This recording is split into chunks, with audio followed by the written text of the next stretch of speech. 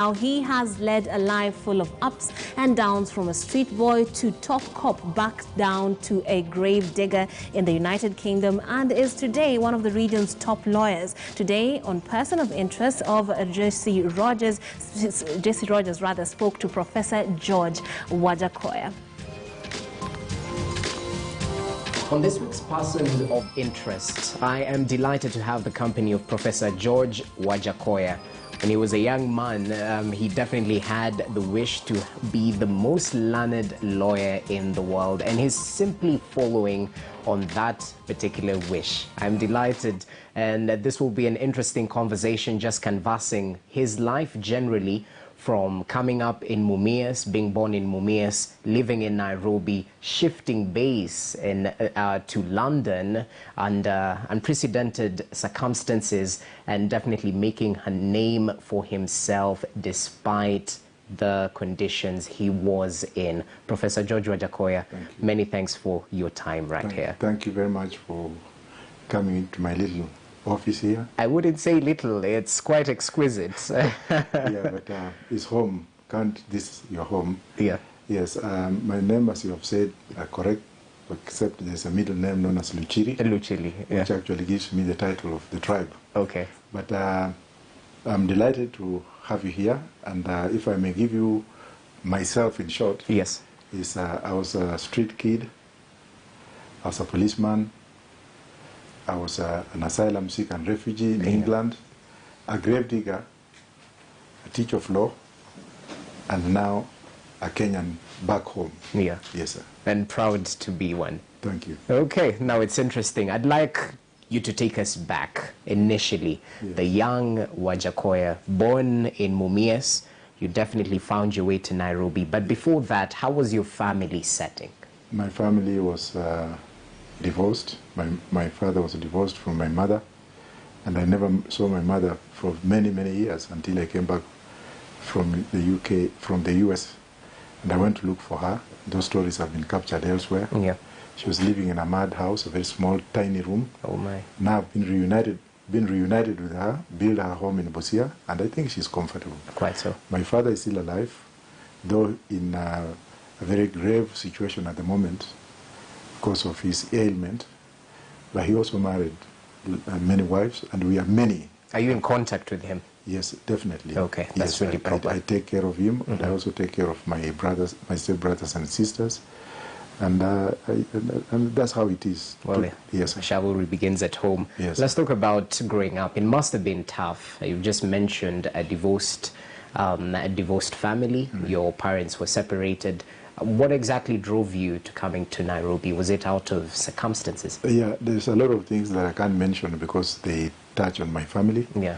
And you know, when you come from a poverty bottom line, bottom line of poverty, you cannot blame everybody.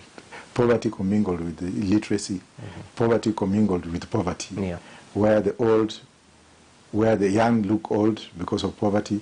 My grandfather and grandmother could not do otherwise from what they tried to keep us as grandchildren. So one day, out of the frustrations, I wanted to see where my mother came from. So I left, and I was my way to Busia, because I heard my mother was in Uganda. So from Matungu in Mumias, I tried my level best, and then, to cut the story short, I found myself in circumstances that I will never say until one day, as it's being captured in my book. But a Somali man in a trailer brought me to Nairobi with an intention, and this is what I found out later on, of taking me to be a Hearts boy somewhere in Mandera or wherever it is. Yeah. But when I came in, I think he went to buy milk, and he was killed by Matatu, Jogoo Road. So I had nowhere to go, and I had to leave in Kaloleni, to leave the house. And then I started wandering around. All right. I had an uncle here in Karen. I tried to reach out to him, but he kicked me out, took me to the police station in Karen, where they wanted me to be repatriated. And in those days, we had the Vagrancy Act in effect, whereby one would be put in a sack, as they used to say, but scarce, and put it in the train back home, and a court order. So I found myself in the streets, and for many years, I used to roam around with the young men, and one day I saw Hare Krishna, Hare Rama, They were singing Hare Krishna, Hare Ram. By the way, I'm the most senior high priest of Hare Krishna today because I'm still with them 45, 46 years later. Yes. So I went and lived in the temple, and that's when I saw light. In the temple, in Gara, that time the temple was very small. I was appreciated. I had to read the Bhagavad Gita, which I have here. I had to do pujari. I had to wear the dhotis. I had to wear tilak. And I became a devotee of Krishna. How young were you at this point? At that time, I was at least, from the time I was in temple, I was about 15, 16, 17. Okay. And I had gotten some little education, primary education home. So the Asians decided to take me to school. Kenyan College was a school next to Ravels, opposite Ravels secondary school. Yes. So from 1, from 2, Kenyan College, from 3, from 4, an Asian known as Ramlal Sharma, the owner of City High School, who was very fond of me at the Hare Krishna temple, decided now to remove me from the temple and took me to his home, which was adjacent to City High School. And then it was there that he gave me a small room in a store that I could now wake up in the morning to help workers to clean the classrooms. And every Friday, I used to relieve off the security guard.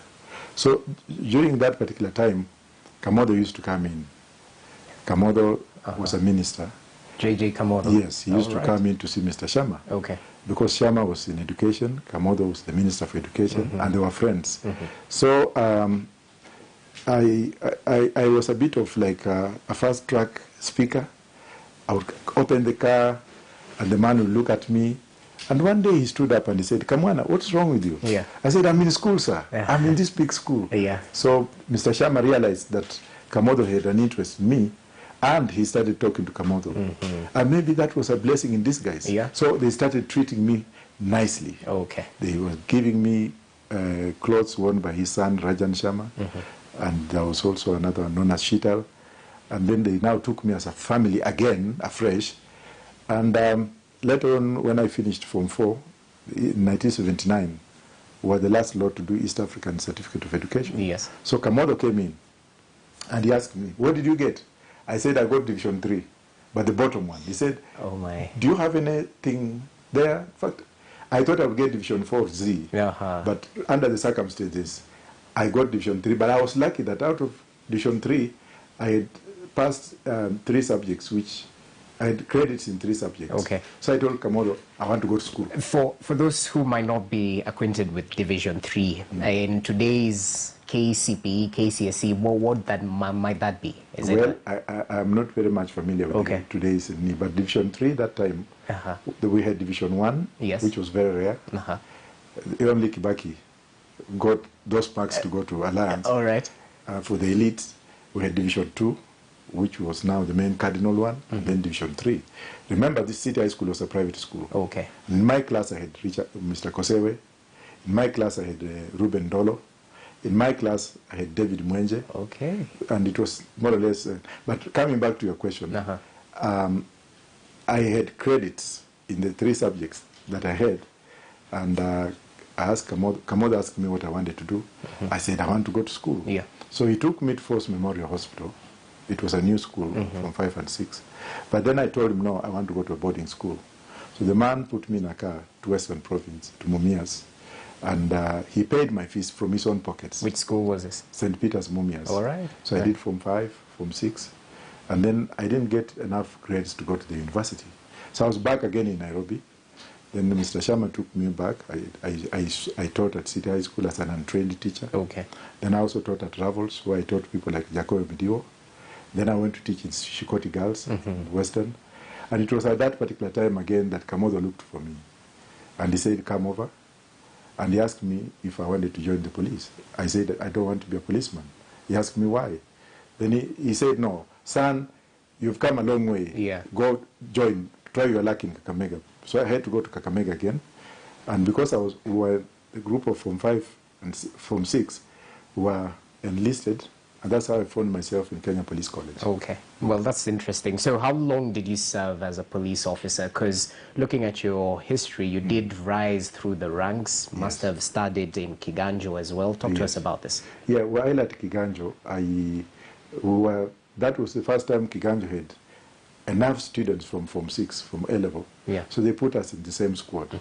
That was me, Mbugwa, the Deputy Inspector General of Police. Ah. I had other senior officers like PLO Lumumba, who is in charge of Central Province, regional.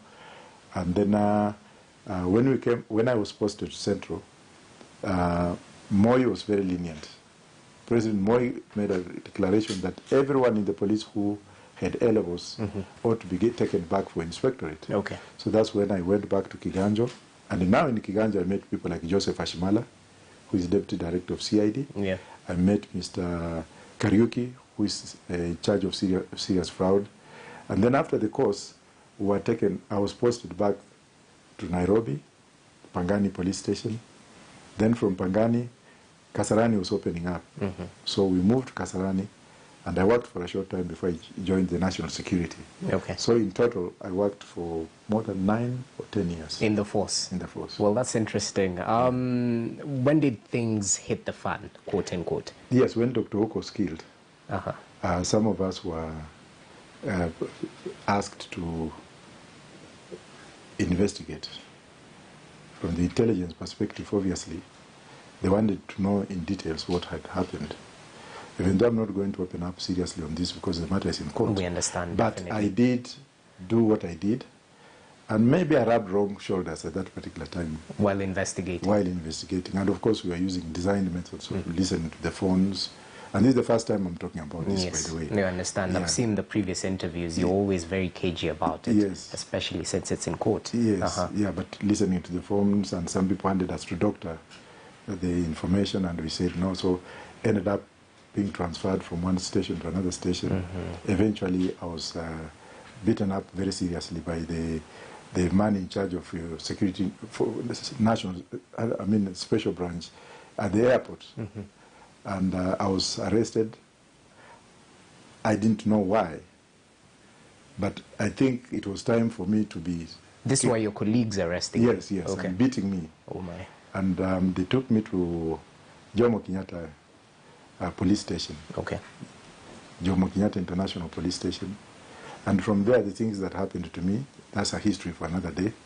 So luckily enough, when I was supposed to have been killed, and I will speak for the first time, I was driven to Force Memorial Hospital with a chief inspector and other officers in it was a very serious kind of ride, where we had Serene, and the people at the airport, some of them are still alive, who saw what was happening from the customs, because I was stationed at the airport at that particular time, wondered what was going on. They thought I was a terrorist, probably, or I had committed a crime, or maybe I had shot somebody. But to carry the story short, I was arrested and taken in, and later on detained, and I was detained properly. How long? For a long time. I don't want to go into it. But the most fascinating thing is, because I was a spy, I think they wanted to give me special treatment, so I would be taken to the city mortuary at night and blindfolded, and I could see what I saw. I had even eczema. I inhaled whatever I inhaled, which has affected me until today.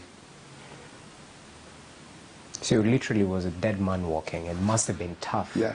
And it was over a long period of time. Yes.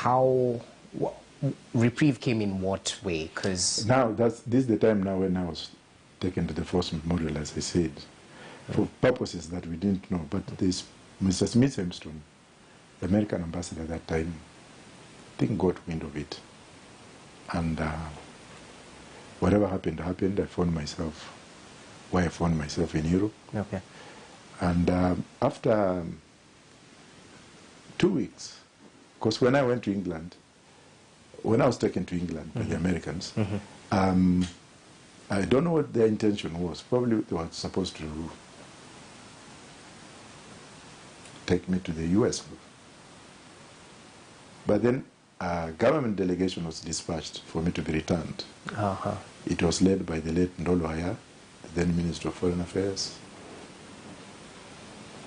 and Elijah Mwangari, the Minister for Agriculture. To be returned to face trial over that? Wherever it was, because of my situation. Yeah. But the independent television news in London and the Guardian newspaper, and the Independent newspaper. They took my case up. They took up my case on a very serious note. They publicized. The BBC World Service took over, and a lot of things happened. Did you know something, hence you being targeted?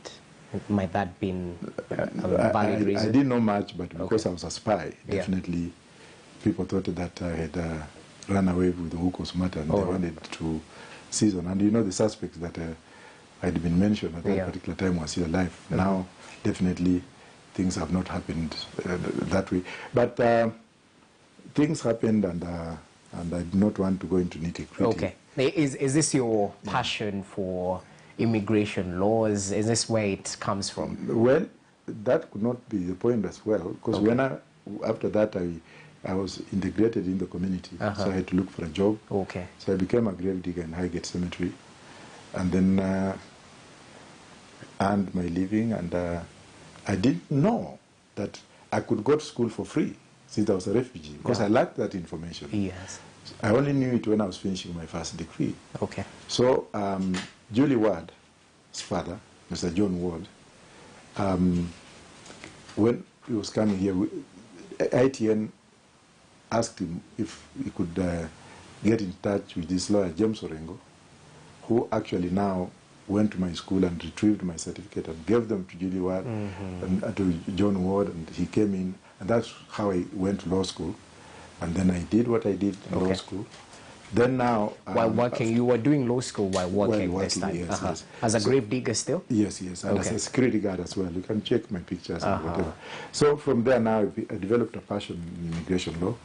After finishing my bachelor's at the University of Wolverhampton, I went to University of London School of Oriental and African Studies, and I studied immigration law and ethnic minorities, human rights, and development. Then from there I joined law firms, worked for a while, went back to Warwick Law School, where I did another master's, and then from there the sky became the limit. I was just hopping from one university to another university to another university, and I became a lawyer. I started practicing immigration. What was the driving force? Because, I mean, one degree is usually enough for most people. What was your driving force to want more and more in education? Yeah, because there my accent betrayed me, and I couldn't actually get into the market world because my accent was my accent. So, and because I was an older student, and because I didn't have the necessary connections, and because most of the lawyers in the United Kingdom, especially black lawyers, especially lawyers from ethnic minorities like myself at that particular time, didn't have a bearing. So you either work as a clerk in a law firm, or you do brokerage, running around looking for asylum seekers and take them to law firms and earning a living. So I didn't want to be going that direction, because I knew that one day I'll reach my destination. And I did quite well when I opened up my law firm and went into big business. And there are so many Kenyans that came to me. Some cases I lost, some I won. And I developed the passion of now fighting for rights in this country. So I joined the Kenyan pressure groups in UK, and that's why we were able to bring in Koigi Wamwere. At that particular time, I was a student leader at the University of London, SOAS. I was a student leader, so we brought in Wangari Maathai, Julius Nyerere. We brought in Ramaphosa, the current president of South Africa. We brought in Dr. Liki, Dennis Akumu, and then Raila was a frequent visitor. Anytime he came, we gave him a platform.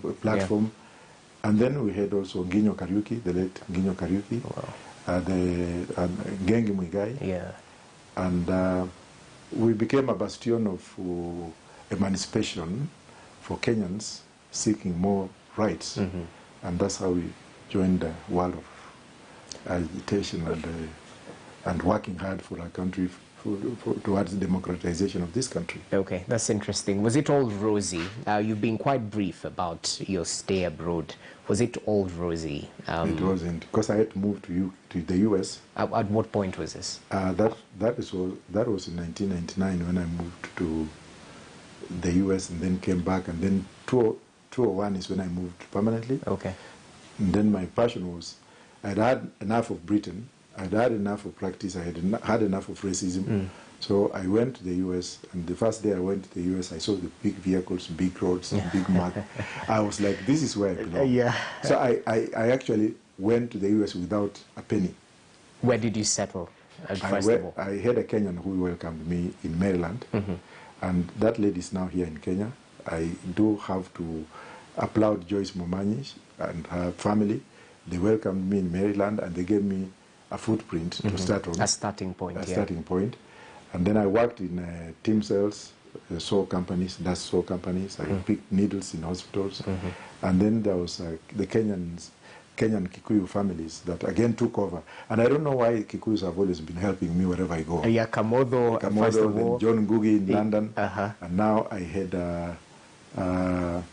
what is his name again? He's a bishop now. Can't even remember, but the man, Gitonye. Dr. Gitonye. He's back here actually. He's in, he lives in Ongata Rongai. And I'm dying to go and see him until I came back. So they welcomed me, gave me a roof on my head, and I started over again. Ended up in Baltimore Law School, where I did a Master's of Law in immigration and U.S. laws. Then I took the DC bar. First time I was not successful. Second time I was not successful. So I was like, what do I do?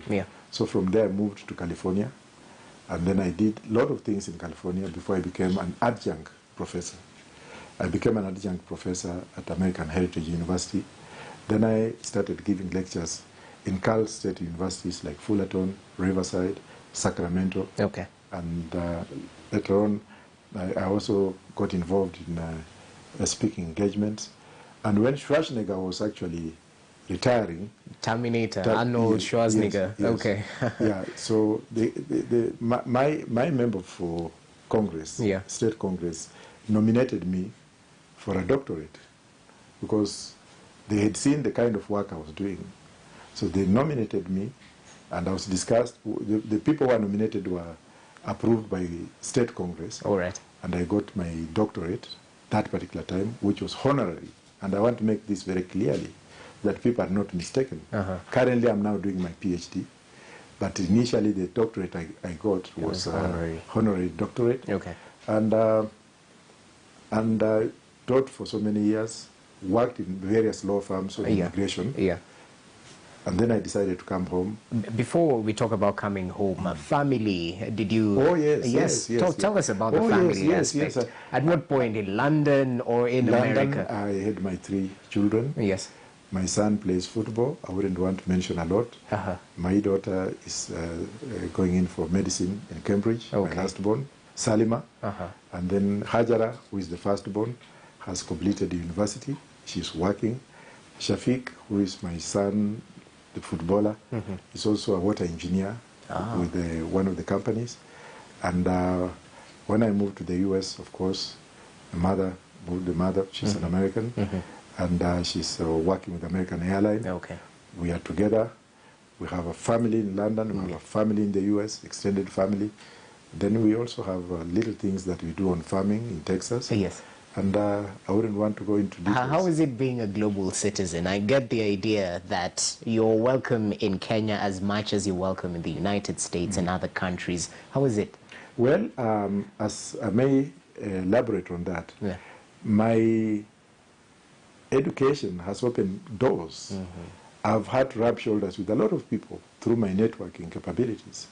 I've had to meet who is who within the corridors of justice and corridors of financial world. I'm very close to Nancy Pelosi, the leader of the House.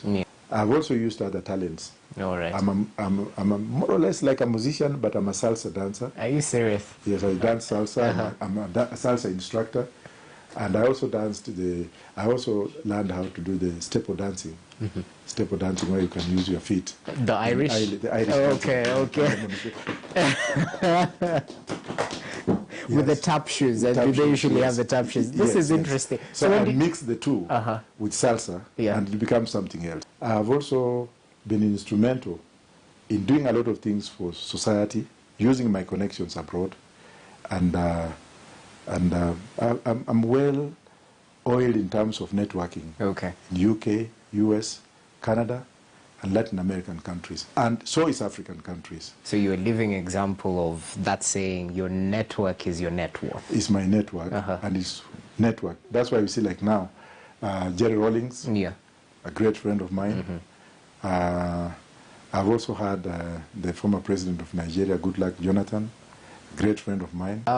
Talk to us about the role faith played, especially while you were abroad. Hare Krishna, you've definitely mentioned a couple of pastors that you got to interact with. I get the feeling that you're a product of many hands. You might have picked a lot from these characters you interacted with. Religion played a part, yeah? Yes, and I have also done Scientology. I've been a member of Scientology in Los Angeles, where I went to study about dynamics, dynastics, and how they are applied, and scientific kind of faith. So religion has played a big role, but people don't understand religion.